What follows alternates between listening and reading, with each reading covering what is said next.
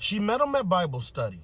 He laid hands during prayer, but ended up laying lies in her spirit. He told her, "The Lord led me to you," sent her scriptures at midnight, and said he fasted for confirmation that she was his wife. 6 months later, she's in therapy, recovering from spiritual trauma, soul ties, and a drained bank account.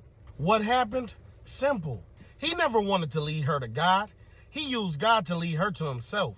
I'm Jacob Riante, I'm Big Bro, and I'm not here to babysit the egos of fake kingdom men. I'm here to expose them, because some of these dudes have figured out the formula. Quote 2 scriptures, cry on command, talk purpose, and pretend to pray. Boom, access granted. Not just to her body, but to her soul. They don't need to produce fruit. They just need to sound anointed.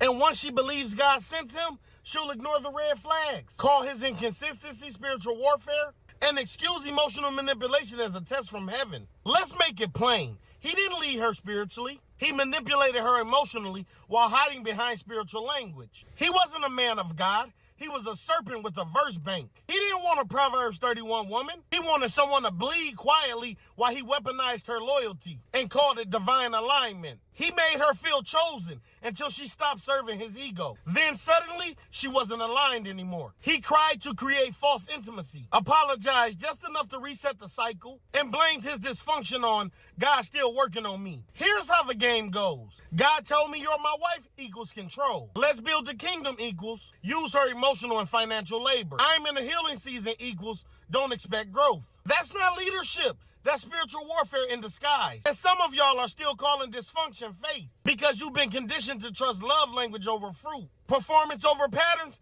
and chemistry over character. And let's be real, sis. You saw the red flags. You just liked how he wrapped them in worship. You weren't looking for a partner. You were looking for a rescue mission, to be seen, to be chosen. And that desire made you ignore discernment. You believed in the performance before you examined the pattern. Because here's the truth. God is not sending confusion. God is not using broken men to test you. You're not under spiritual attack. You're under emotional manipulation. And until you stop calling red flags confirmation, you'll keep playing gardens and snake pits. To the men using God to gain access to women, stop using the word as bait. Stop hiding behind trauma to avoid growth. Stop calling cowardice a season. Eden wasn't the curse. The conversation with the serpent was. Sis, protect the garden. Don't test his prayers. Test his repentance. Don't follow his worship. Follow his fruit. Because some of these men will lead you to the altar just to walk you into warfare. This time, don't ignore the serpent just because he speaks in tongues.